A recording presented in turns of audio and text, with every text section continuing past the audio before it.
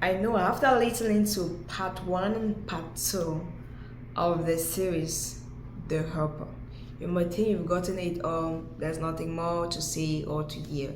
But trust me, there's always more to be said. We can't say it all.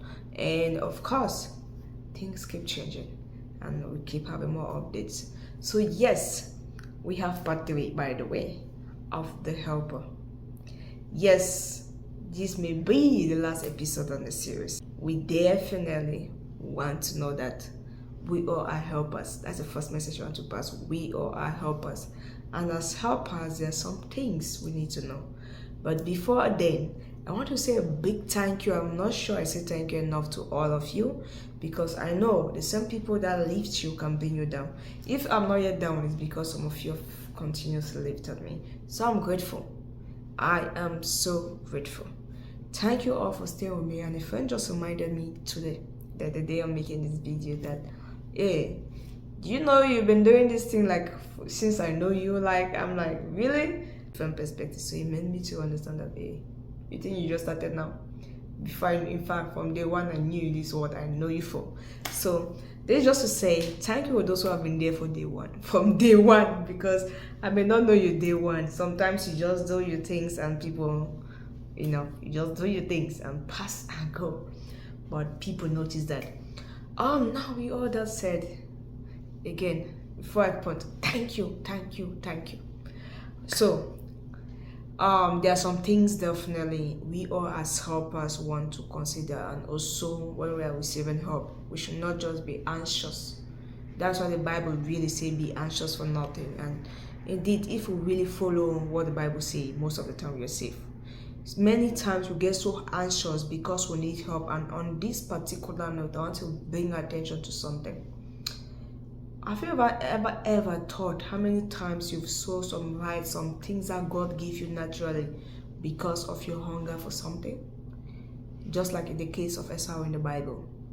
He had some rights given to him because of his position of bed. He came before his younger brother. So there's some things, rights that mostly, if for us, that comes from areas that we really have culture. There are some things that by culture, only the first son can have. But of course, in this case, because of food is like a basic need, something you can survive. In fact, I realize a lot of us can survive without food for up to 21 days and above, some 40, as far as we are drinking water, stuff like that.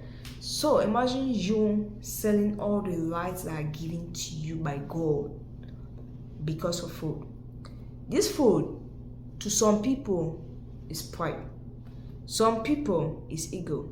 Some people is position, some people is fame, some people is money. So some of us have sold the rights God have given us just because of our immediate gratifications, just because of immediate hunger. Things that God at the end of the day will give it to you. It should not be you. It shouldn't be you.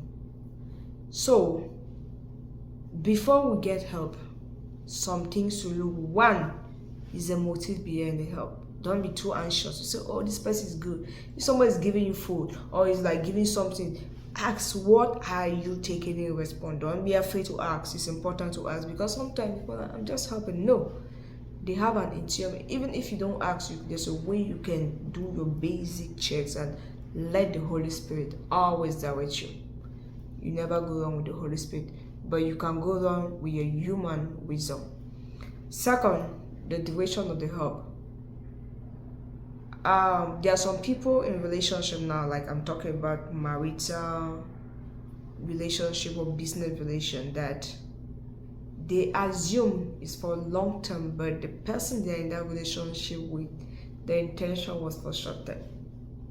So it's important you understand the duration. I'm not wasting time on the points. As you see, you guys know they are clear. Next, the conditions. Yes, the motive is important. The duration is important. But what are also the conditions? What are the conditions? With this, I'll pause to say, please, before you sign any contract, don't be anxious for nothing. That is a goal. Be anxious for nothing. Everything, take it to God in prayer and submit it to God. This is the opportunity I have. Direct me. It works. I have been doing that for it works. We have made some mistakes, mostly when it comes to signing stuff. I made some mistakes, but sometimes God allow you to go through that to learn, which made me to learn a lot when it comes to that. So yes, no matter what contract you're signing, go through it, each line. See, you take your time to go through each line, then you sign. It's very important. What are your benefits? Sometimes we're like, it just a help. Like, is it really worth? Because if you understand that there are conditions, let me see. Mostly we live in a time that we are blessed to have social media. Some years back, you needed like a record label sign under somebody to get something, but now the 5 years you may dedicate to someone now, giving a person all your rights for all your works.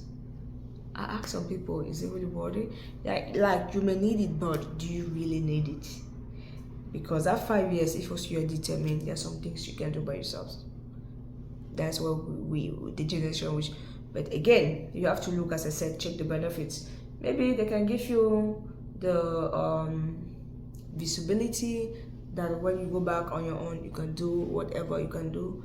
But it's important to check it out. What are the requirements?